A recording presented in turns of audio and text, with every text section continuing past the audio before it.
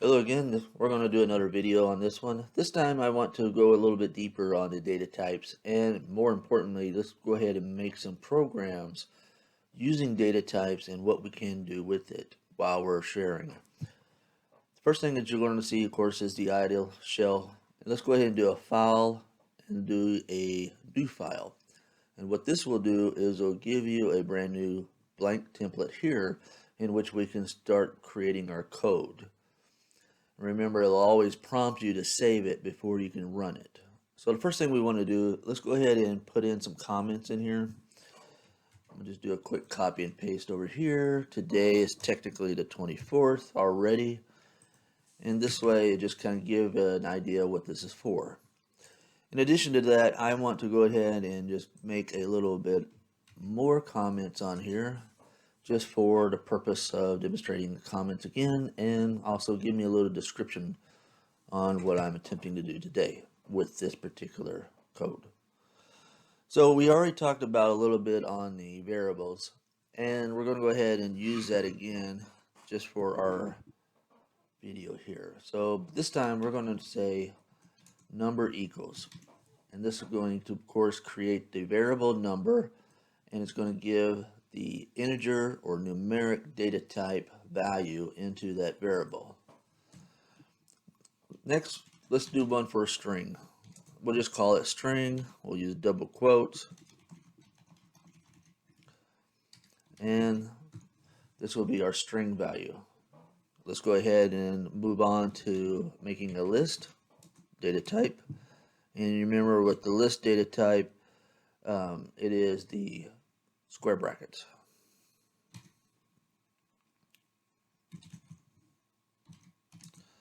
And we'll just go ahead and do 525.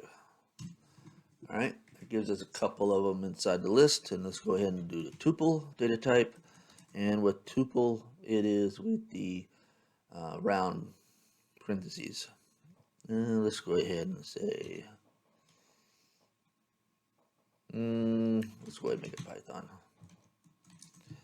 And let's do 252. All right, and our last one we're going to do for demonstration is going to be the dictionary. All right, let's go ahead and make that. Move this out of the way. Here. All right, so now we have our 5 data types as we've been talking about. We have our integer or numeric, our string, our list, our tuple, and our dictionary. Now what I want to do is go ahead and just save this so we'll have it. And we'll just call it data or data types.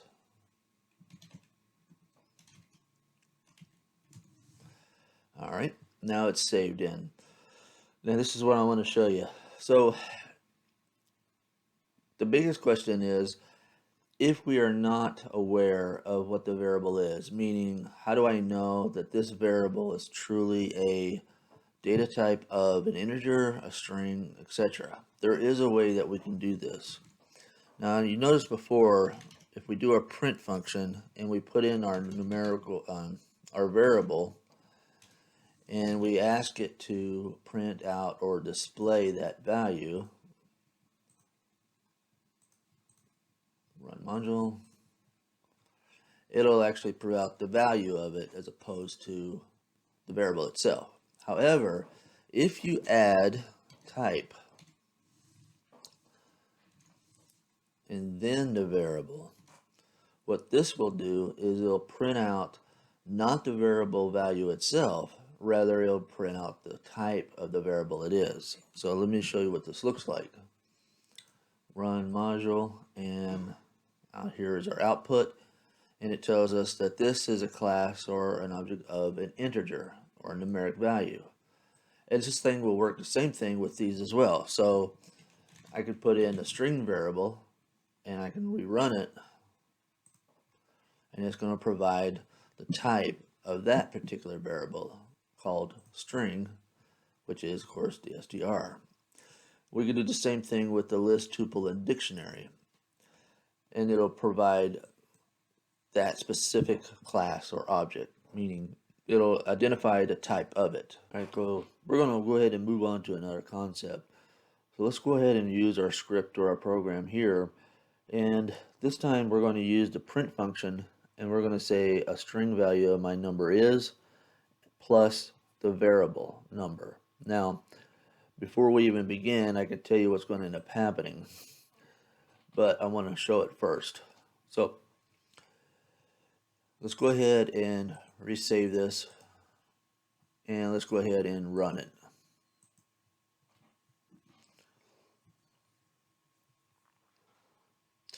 We're going to get an error, and the error is specifically stating that there's a type error. We're talking about data types, and you can only concatenate, meaning only put together a string with a string, not an integer. And the reason is because Python gets confused. The variable number has the value of a numeric value of 52, an integer. So in order for us to print out this variable with this string value on one line, we're going to have to convert the data type of this variable from a numeric value into a string value. Alright, so let's show you how to do that. I'm going to push this down. So right now, as we said, this is a numeric value that's given to us. But however, this function, this code, str number, this will actually convert it from a variable. So let's look at it step by step. Python's going to come in, it's going to look at these comments, and it's going to ignore these comments, and it's going to then create this variable, and it's going to provide the integer numeric value into that variable. And it's going to do the same thing here. It's going to put these values within these variables. Then it's going to hit this. It's going to say, okay, the number, which is a variable value of 52, I want to convert it to a string. That variable is going to be converted to a string value. And I'll show you what that looks like. So let me show you something. I'll demonstrate it this way. So we know that this will print out the type, and I'm going to say number here. So what it'll do is it'll show you the data type of number before it changes. Alright, so let me go ahead and run this to show you this. Okay, we have a class or an object type, and it's an integer. Now afterwards, I'm going to do the same deal, print type. Easier, just copy and paste.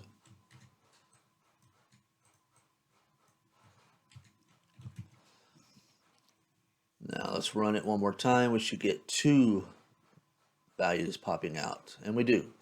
We have the initial integer, which is this value data type of an integer, comes through, prints this out or displays it, and then it converts the number from integer to string, and then again print out that same type display of string. So that's one way that you can do it. So at this point, let's go back to our original print display. Go ahead and save it, and we're going to run it one more time, and we should have three outputs. Our original print for the integer, the conversion, and then a print of the string, and now it will actually accept all of it because it all looks as if it's a string on one print line. So there you go.